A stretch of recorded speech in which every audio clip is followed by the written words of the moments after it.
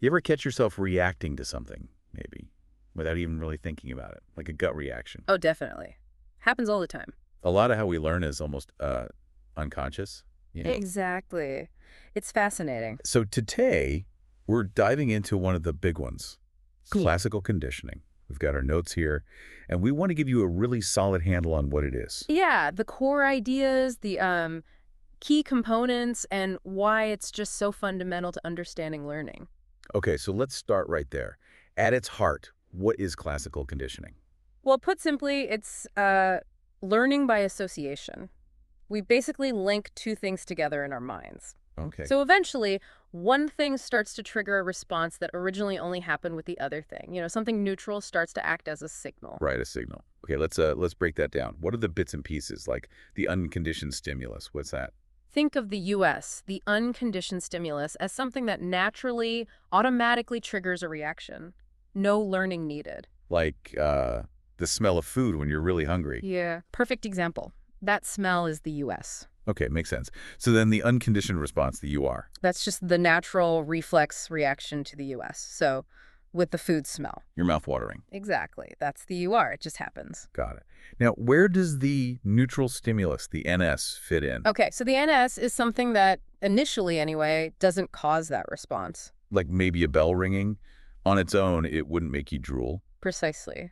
A bell, a light, a specific sound, initially, it's just neutral. Means nothing in that context. So how does it become something? How does that neutral bell, say, turn into a conditioned stimulus, a CS? Ah, this is the core of it. It happens through pairing. If you repeatedly present the neutral stimulus of the bell right alongside, or just before the unconditioned stimulus, the food, Okay. an association starts to form in the brain. The bell starts to predict the food. So the brain connects them.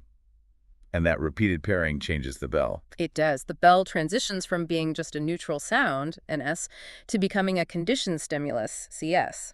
It's learned a new meaning. And then that leads to the conditioned response, the CR, which is the learned You reaction. got it. So now, hearing the bell alone triggers the response, the salivation. That salivation to the bell is the conditioned response.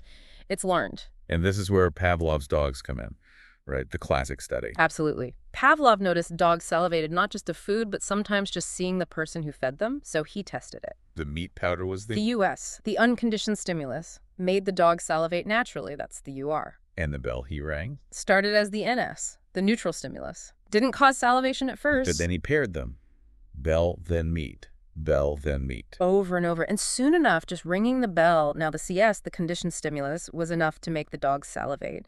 That drooling to the bell alone was the CR, the conditioned response. It's really foundational stuff he uncovered there. Hugely important. Showed a basic mechanism of learning. Okay, so Yeah. what happens then if you keep ringing the bell but stop ringing the food?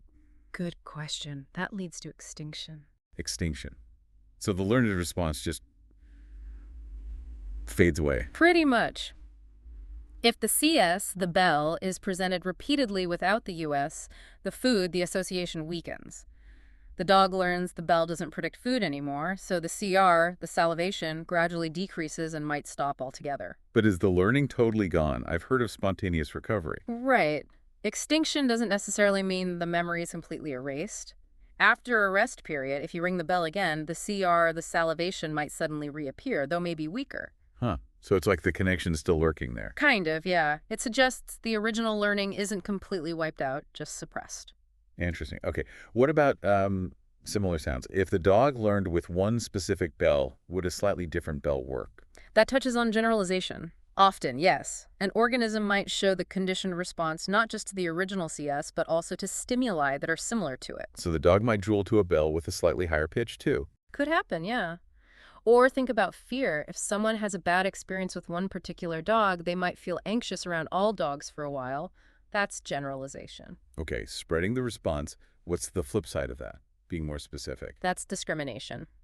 Organisms can also learn to tell the difference between the CS and other similar stimuli that don't predict the US. So the dog could learn that only the original bell means food and other bells don't. Exactly.